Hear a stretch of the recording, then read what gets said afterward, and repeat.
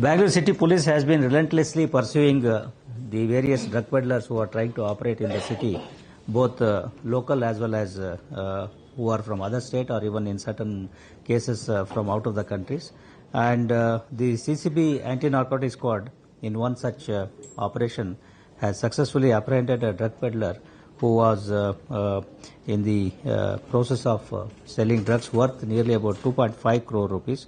From his possession, police have seized about 3.5 kg of hydro ganja, marijuana 16 kgs, LSD strips 40 units, charas 130 gram, MDMA crystal 2.3 kg, and certain weighing machines and 2 mobile phones and other things.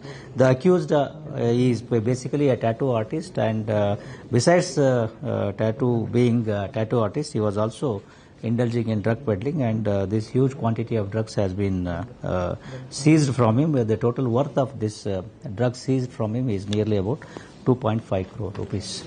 Similarly, police have also launched a crackdown on various drug peddlers indulging in sale of cannabis as well as sale of MDMA in the city, and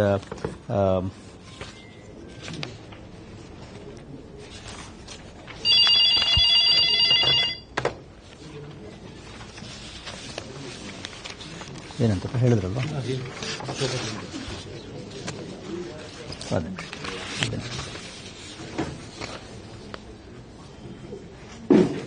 Yes, regarding cannabis, 7 police stations, they have seized nearly about more than 33 kgs of cannabis worth about 13.3 lakh rupees, and 11 accused have been apprehended.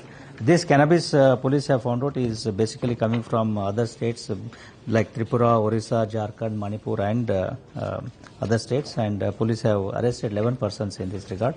Similarly, MDMA also, 4 police stations have arrested 6 persons, and nearly about 10 lakh worth of MDMA, about more than 150 grams of MDMA has been seized from these 6 persons.